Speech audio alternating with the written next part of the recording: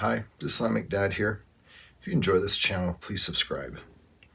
Tonight I'm going to do a video on tests that you can do to determine whether or not someone is a narcissist. In my opinion, the easiest and best way to test someone is to simply set a boundary. If you set a boundary with a normal person, they will accept it, and they may ask a question to get clarification out of a desire to understand. Narcissists, on the other hand, do not react that way in my experience. Setting a boundary with a narcissist will usually make them very angry. They will become argumentative. They will start doing all the narcissist tricks.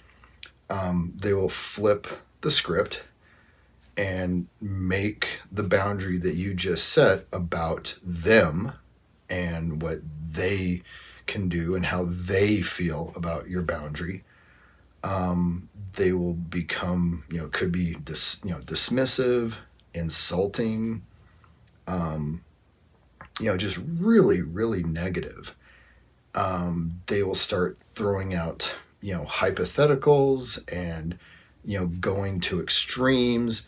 They will try to convince you that your boundary is unacceptable, that it's demanding and not reasonable, et cetera, et cetera. They'll just go on and on. And, in my experience, this usually lasts like maybe 15 minutes of just them being very angry. I mean, almost like red in the face, because they see the boundary as a personal attack on them, because narcissists see everything as a personal attack on them.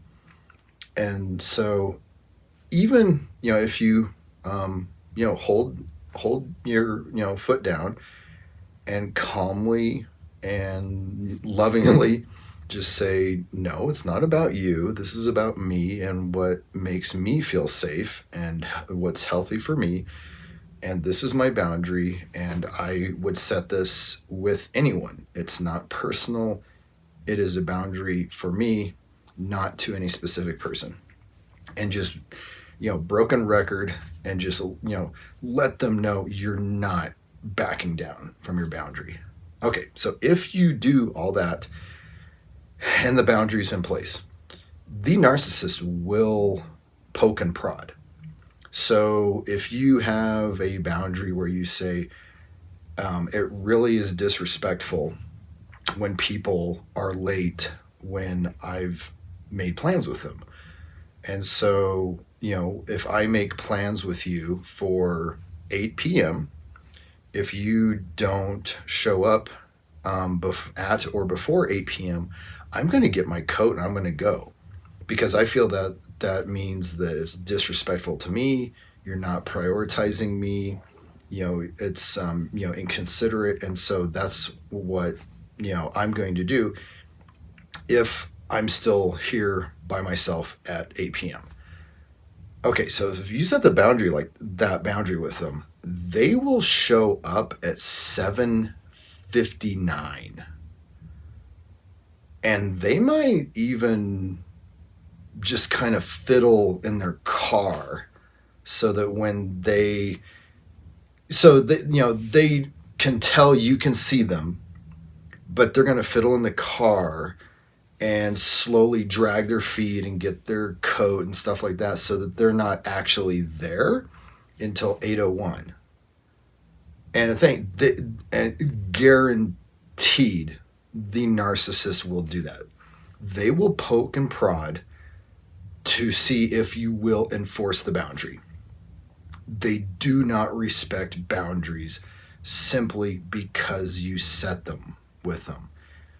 And sadly, that's just the way narcissists are wired, and you will have to enforce that boundary. And so, you can call them on it the first time and say, hey, blah, blah, blah, I'll let it go this time, but next time I will get my coat on and leave.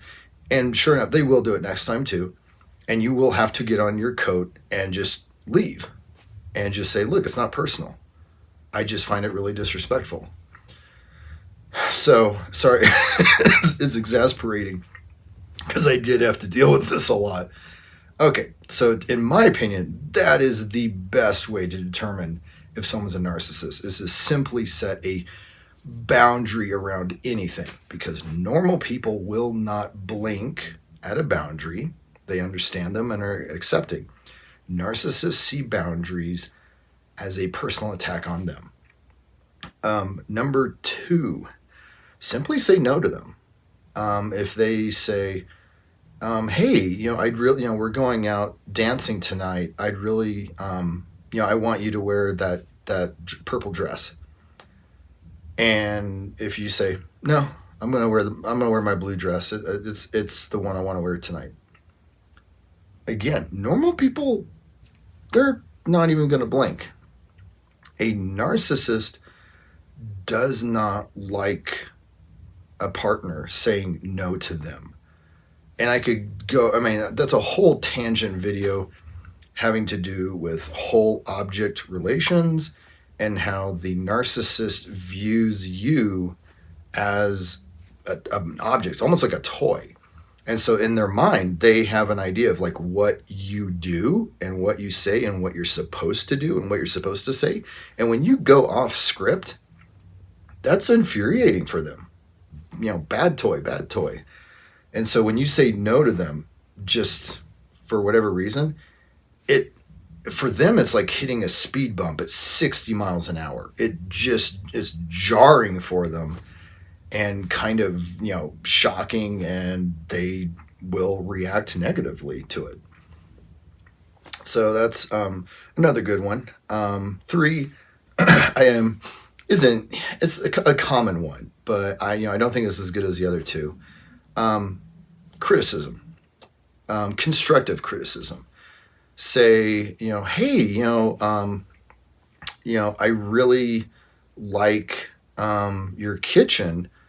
It's really nice. I'm sure that like once you catch up with the dishes, this place will look like a model home. Just put in a little thing like that. Or if you say like, hey, I really like your resume. And if you really, things are just kind of muddy right now, but if you highlight your skill set separate from your job experience, it'll really allow recruiters and employers to, really better see your resume as sticking out with the skills that they want for that position. And like you're literally trying to help them. And because they didn't come up with that idea themselves, they don't like that. Again, they don't see it as being helpful. They see it as you saying you're dumb, you're stupid. It's just a complete personal attack on them. So whereas a normal person might be grateful and actually say thank you, a narcissist is going to get defensive and say, well, this is the first time, that I've worked on this resume, or, I haven't touched this resume in 2 years and I don't know what the standard is now, and just coming up with all these like excuses when you're not even attacking them or anything. So constructive criticism. Normal people will not be fazed by it. They might even be grateful. A narcissist will perceive it as a personal attack and become extremely defensive. The 4th one, which I like, I don't know if it's as good as the first 2, but it's just interesting to me. So especially like say you're dating someone and they're acting kind of wonky, and so you want to find out if they're have narcissistic tendencies. You can ask them, hey, what's something that, like an area where you think that you're lacking a little bit and you could be a little bit better at. Again, normal people, won't really be fazed by that, and they'll just say, I need to go to therapy more, and deal with some of my issues because they impact my relationships. Or they'll say, yeah, I wish I had more discipline because I've got this great idea for a novel and I've been meaning to write it for, 2 years now, and I just need the discipline to sit down and write it. That's what normal people would, say along those lines. A narcissist one is going to just stare at you like you're speaking Mandarin, because to them they're not lacking in anything. They're perfect, and so they're going to be confused by the question and pause, and then once the what's it called, mental cognitive empathy kicks in, and they're like, okay, this is the response that's expected of me. I need to act out this role. They will, it'll click for them what they're supposed to say, but it's going to be surface level. They will say, oh, I should go to the gym more. I really have a hard time waking up in the morning. And if I could get up at 7 a.m. without hitting the snooze button, that would be good, because I really need to work on that. Or, sometimes I eat like too much ice cream at night, and, I just sit down and I'm watching TV and I'm not thinking, and I just eat like 2 bowls of ice cream and I'm not paying attention. And I really wish I could stop doing that. They're going to come back with very superficial answers that don't, that don't go deep. They're not talking about things that are lacking in them. They're talking about things they do. Oh, I wish I could go to the gym more. Okay. What does it have to do with you as a person? Your values, your traits, etc. And so, again, I think it's a very good test for, asking someone to determine if they're a narcissist or not, because the answers are going to be very different, depending on if they're a normal person or if they're a narcissist. The last one, which I like the idea, but it's kind of convoluted. So it reminds me of the movie Blade Runner.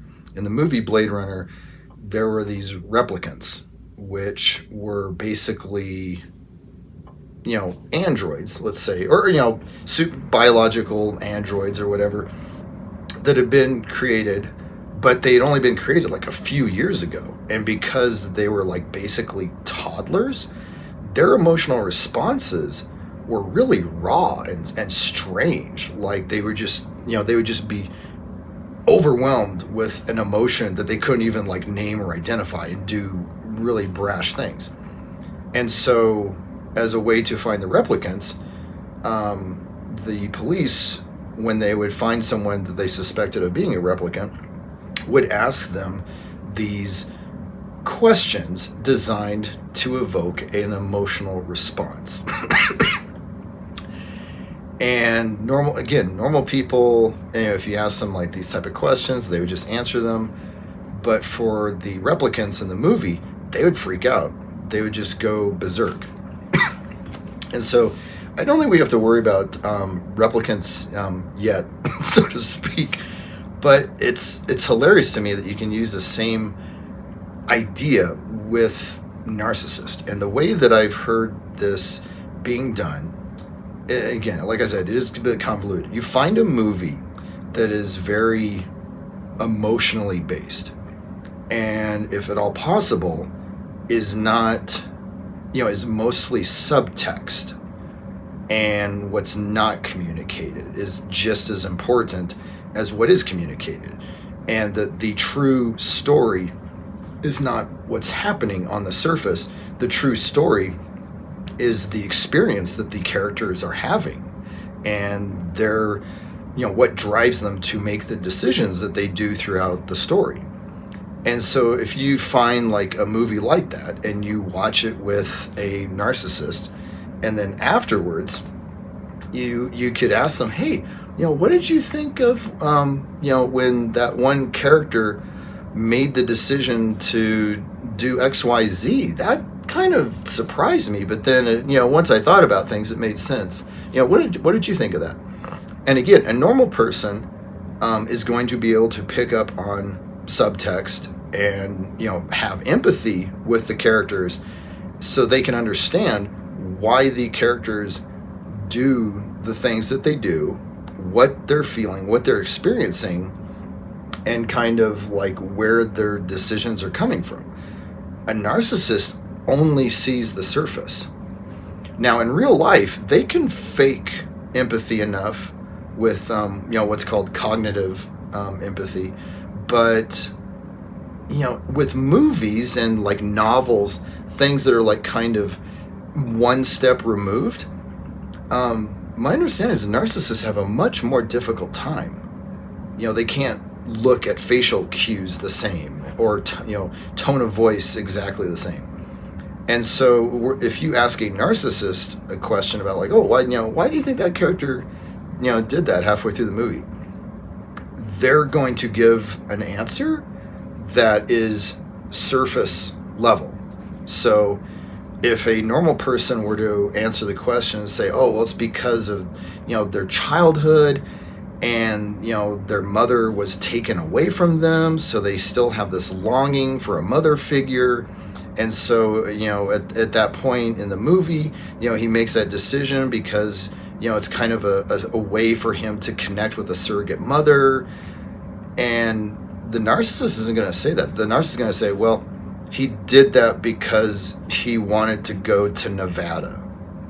It's going to just be like, he did that because he wanted to achieve goal A. Like, it's not going to have anything to do with an inner emotional experience. So again, a little bit convoluted, but a test that I think is still valid, and it would be definitely interesting to find a movie or novel that works at that level, and then see it or read it with a narcissist, and then be able to ask them questions like that. But yeah, so 5 ways to test someone if they are a narcissist. I hope this video has been helpful. Thanks.